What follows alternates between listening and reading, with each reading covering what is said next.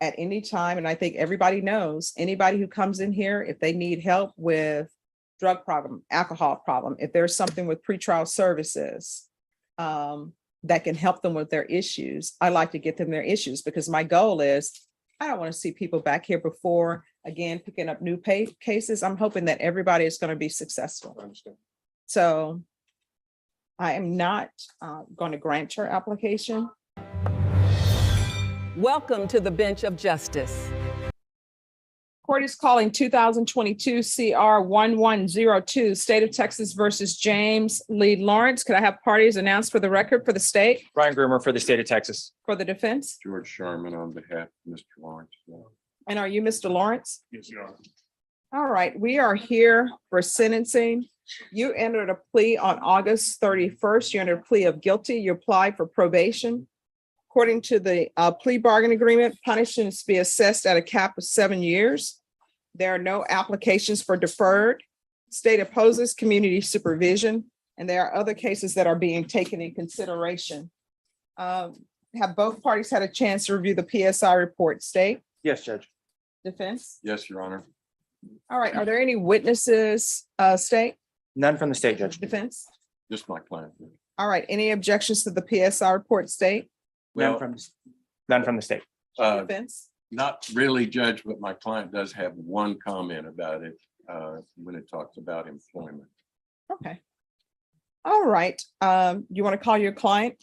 Yes, Your Honor. All right, if you could raise your right hand for me, please. Do you solemnly swear or affirm the testimony you give will be the truth and nothing but the truth, so help you God? Yes, Your Honor. All right, you can lower your hand and you state your name for the record. James Lee Lawrence. All right, defense? Mr. Lawrence, first of all, are you asking the judge to give you probation? Yes, Your Honor. And have you talked to the people over at the drug court? I did meet with representative for the drug court. I was not knowing what to expect, but I was very impressed, really excited about the opportunity. Is that if the judge grants you probation, is that a program that you think you could get behind, that you could do and be successful with? Without a doubt. The problem that you had was, as far as work goes, that you had a business of your own. I have owned my own company for 20 years. And what was that? Or what is it? We're outdoor living and pool construction company. What happened with that business now? Right now, my 24-year-old son, which has been my project manager, is having to step in and facilitate operations, sales, and all the back end work in addition to managing construction. Pretty difficult work. If the judge chooses to give you probation, is that the line of work that you would like to continue with? Yes, it's family legacy is what I plan. And that's for your son. Yes. Would you tell the judge, you have some things to tell the judge yourself? Yes, if I may, Judge. Mhm. Judge Court. Yes. I'm a little nervous, so I'll let you know. Okay. I wanted to request that the court agree to the sentencing of a drug court, probation, and outpatient in the rehab program. Okay, let me stop you right there. Yes, sir. So here's the thing. I'm looking at your history. I know that the state has selected your punishment be at a cap of 7 years, and I know that the state is opposed. So I'm telling you, based upon your criminal history with alcohol and everything else that's going on in your life, if I were to give you probation, you are either going to be in felony drug court or either you're going into inpatient treatment. So there's not going to be outpatient treatment from this court. So we need to take that off the table and that request off the table because that's not going to happen. Okay. All right. Well, because of just in retrospect to exactly what you said, my criminal history is, in my opinion, a two-phase history.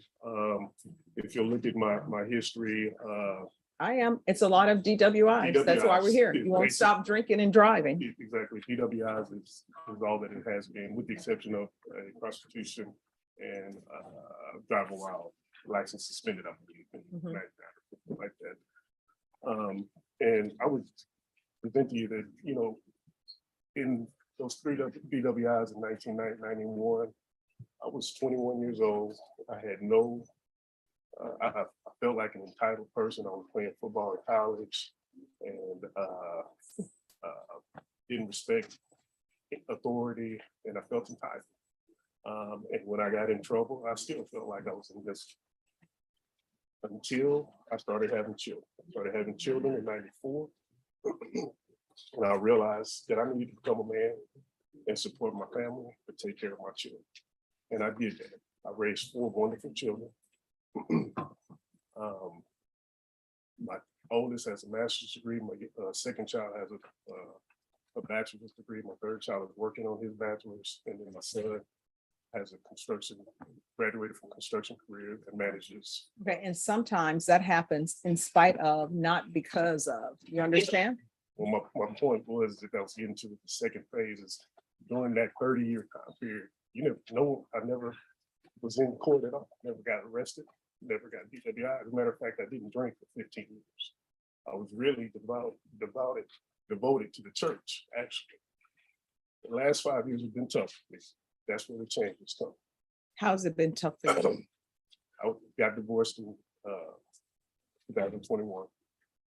The divorce finalized in August of 2021. It was tough for me. We were together for 29 years, and I still have not healed from it. It's mentally, I don't know how to answer the demons that I feel. And it's not necessarily demons, but on a daily basis, I'm waking up with anxiety and just things going on in my head that I can't answer. And I've tried to figure out what I can do to release. I felt like I was in prison in my own body.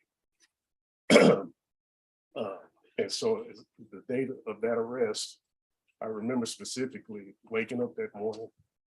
My phone line started ringing from my business, and I got really anxious. I called my assistant and I said, "Look, I can't work today. I don't feel right. Something's wrong." And I've been having these anxiety attacks for probably the last 6 months. My wife had remarried a month after the divorce was finalized. And so that day, I had one of my subcontractors call me and say he needed me to come on job site, and I had planned on not working because I was feeling really bad. And when I made the decision to go out and visit with him, the stress from what he had presented was tough, and I drank. DWI. Okay. Third offense.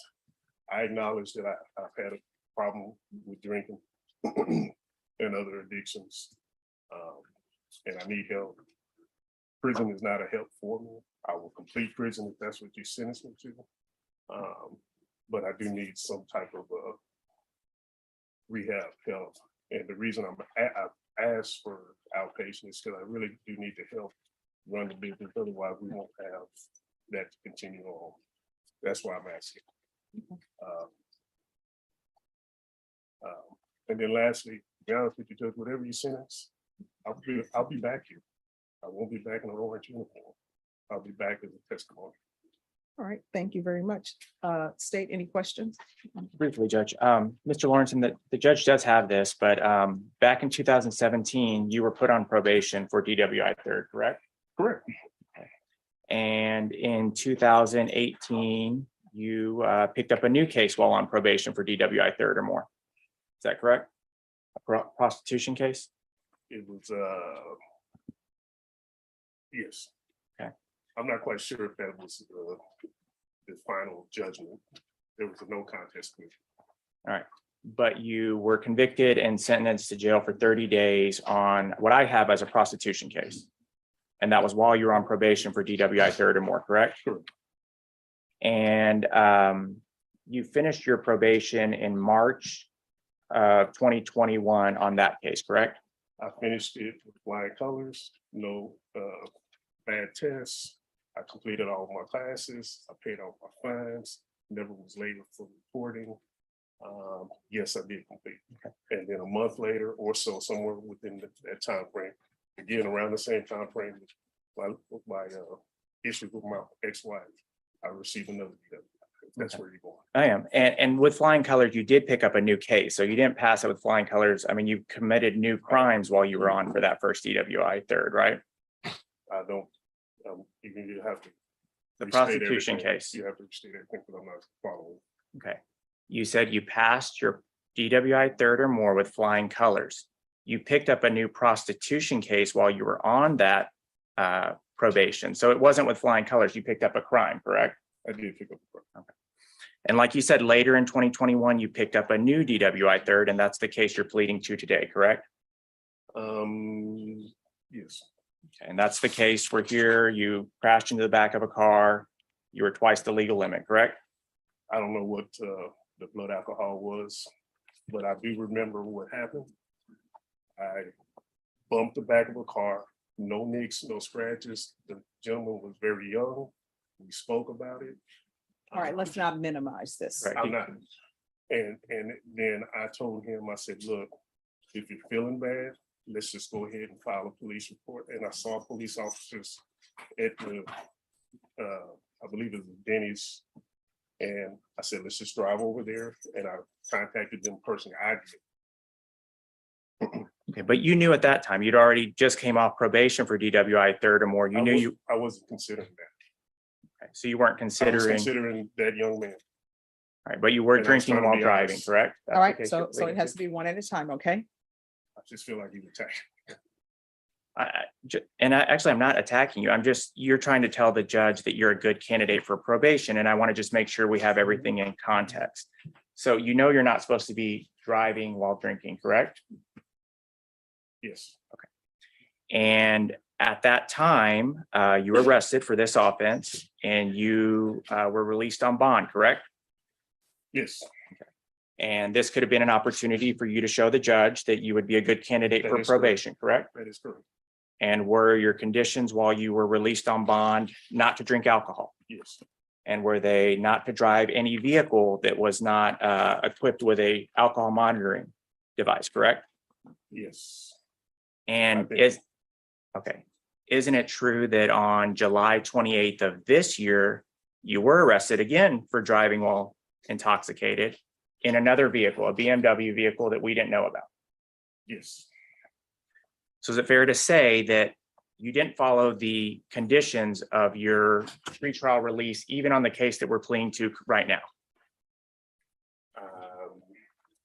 it's fair to say that I was driving. But I haven't been convicted of that, but I was driving the vehicle and. Well, it's being taken into consideration in this plea. Oh, okay. So are you admitting that you did drive intoxicated again on July 28th of 2022? Am I admitting that I drove intoxicated? Correct. I think part of this is the judge wants to I'm see admitting what that you're I- accepting Yes, responsibility I for. did drink. Yes. You would agree that that shows the judge that she gave you conditions as a matter of this bond and you did not fulfill those conditions, I correct? did not feel it.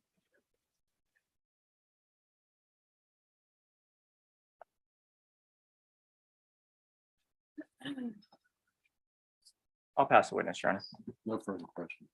All right, so, Mr. Lauren, Yes, sir. what I'm gonna tell you is I was thinking long and hard about giving you probation because I realize that you do need the help, I did. but my issue is that you're on bond and there are conditions for bond. And at any time, and I think everybody knows, anybody who comes in here, if they need help with drug problem, alcohol problem, if there's something with pretrial services that can help them with their issues, I like to get them their issues because my goal is, I don't want to see people back here before, again, picking up new cases. I'm hoping that everybody is going to be successful. I understand. So I am not going to grant your application. So now we need to speak towards the cap. And the cap is for 7 years. State, what are you requesting? Judge, we're requesting the cap. He was facing 2 to 10 years on this case, as well as a new DWI case, which, like you said, he picked up while he was on bond for this particular case. We believe that 7 is appropriate. He just recently came off of felony probation for the exact same offense. I think at this point, he's demonstrated himself to be a danger to others because he keeps letting his addiction let him get behind the wheel of a car and place others at risk. We would ask for 7 years. All right, defense. Judge, I would ask that you would consider putting him into a safety program for 6 months, 9 months, whatever it is, and leave this open for probation after a successful completion of that. And that way, He can't go to safety if he's not on probation. that's what I'm saying. And I'm asking you to do that rather than just to send him to prison, to send him to safety, which is, to some extent, it's a concrete building with a lot of other. Oh, I know safety is at the prison. I've And, had clients who've And it gone would there. be sort of like a shock probation situation. All right. Mr. Lawrence, as previously stated, I'm finding you guilty. I'm going to sentence you to 7 years in the prison. Taking consideration grand jury number 77261, night mag number 672122. Give you credit for any time served. I'm going to show you what's entitled Trial Court Certification of Defendant's Rights to Appeal. Did you review that with your attorney? Did you understand it? And did you sign it? Yes. All right, because this is a plea bargain agreement, because I followed your plea bargain agreement, and because you waive your right to appeal, you do not have the court's permission to appeal. Do you understand? I do. And because this is a felony conviction, you're not allowed to own or possess any weapons or ammunition. If you have a question over what a weapon or ammunition is, you'll need to speak to an attorney. Do you understand? All right, good luck to you, Mr. Lawrence. Thank you. The sentencing of James Lee Lawrence in the state of Texas versus James Lee Lawrence serves as a stark illustration of the consequences that follow a repeated failure to uphold the conditions of the court. Facing Judge Stephanie Boyd for a felony DWI third or more, Lawrence and his defense attempted to frame his legal troubles as a recent relapse triggered by a painful divorce and debilitating anxiety. Lawrence testified about his 20-year career in construction and his pride in his children's academic success, pleading for an opportunity to enter drug court or a rehabilitation program rather than being sent to prison. He argued that his criminal history was split into 2 phases, a reckless youth followed by 15 years of sobriety that only crumbled under recent personal tragedy. However, the state presented a much more volatile reality. The prosecution highlighted that Lawrence was not just a man struggling with addiction, but one who consistently disregarded the law while under supervision. Records showed that Lawrence picked up a prostitution charge while on previous felony probation. More critically, while out on bond for the current case, he was arrested for another DWI in July 2022. During this incident, he was driving a vehicle that lacked the court-ordered alcohol monitoring device, proving he had circumvented the very safety measures designed to protect the public. Judge Boyd, known for her focus on rehabilitation, ultimately found Lawrence's conduct on bond inexcusable. She noted that while she often seeks to help those struggling with addiction, the fact that he committed a new offense while awaiting sentencing for the same crime made probation impossible. Denying his application for community supervision, she sentenced Lawrence to 7 years in the Texas Department of Criminal Justice, closing the chapter on a case defined by the tragic intersection of personal struggle and public endangerment.